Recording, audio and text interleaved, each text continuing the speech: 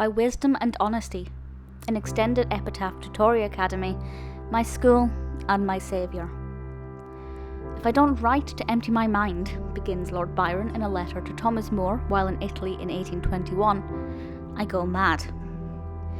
Those words were penned when the poet of Aberdonian heritage was just shy of completing his 33rd year.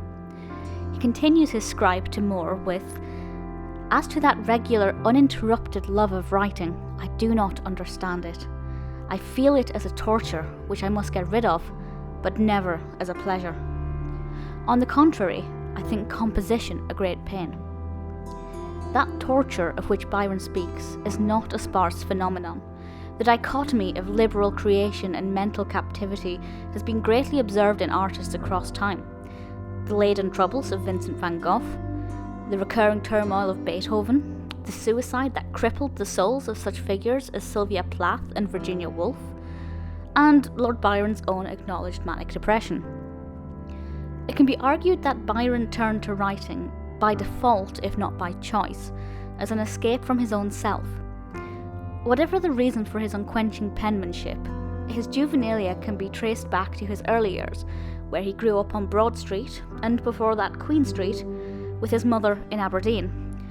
Although riddled with mischief and spoilt as the only child of Catherine Gordon, Byron's muse broke free in his youth as he scribbled early stanzas about relatives beloved and lampooned.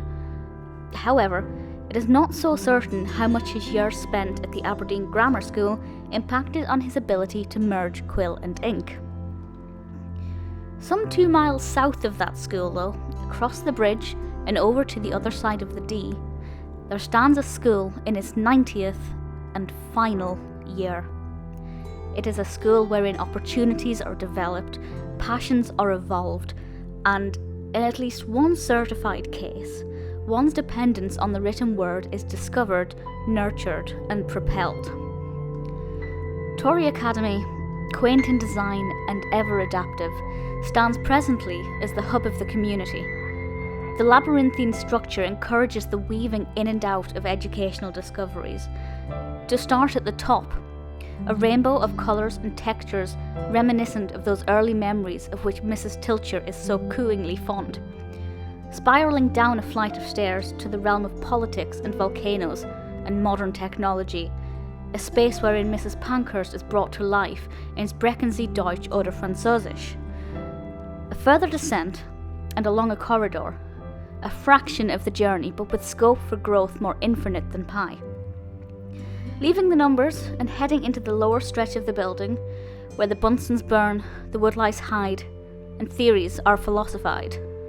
A brief jog to where heartbeats are raised, where balls are bouncing, trainers squeaking, and showers dripping with the unformidable threat of post-workout chill. Onto the final stretch of the journey, the remaining corridor is flooded with the ambient spills of clattering beaters and banging drums. This is the corner where restrictions are limited, where confidences can be stretched and thespians can explore.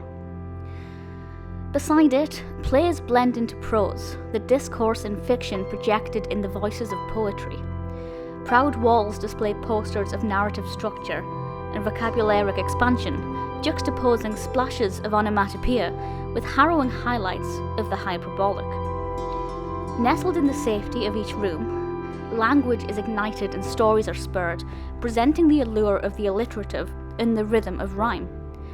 Vast worlds are discovered in weighty tomes, stacked high with the promise of adventures, an unlocking of creative minds, whether through haiku or the bard. But is this a dagger which I see before me? Nay, it is a pen, a mightier weapon than the sword. A lesson in soliloquies manifests not simply as a humble introduction to the monologue, but as the beginning of one's monopoly on the self. It entices control over self-exploration, of a discovery of true passions, where neither education nor leisure become a monotonous trek through a monosyllabic world of the drab, the dull, and the dreich. For some, as here, it is within those walls of unrivaled literary exploration that the true journey into the future begins. It is where a devotion to the written word is discovered, and that discovery is then nurtured, its fibres teased away from its core until they become something more prominent more paramount, more permanent.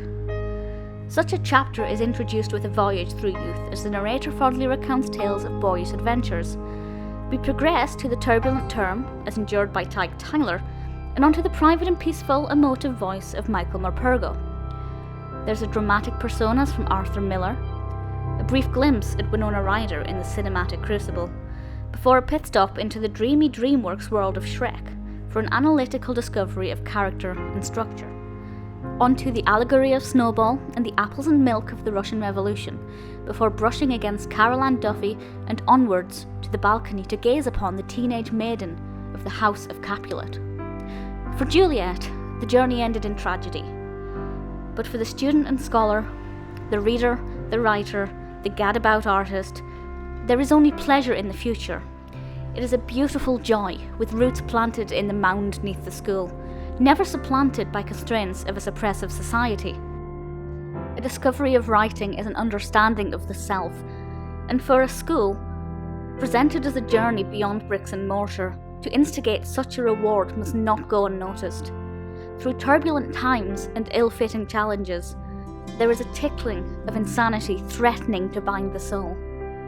But, equipped with a pen, a gift bestowed by the school, I am saved from myself. In turn, can see naught black of soul.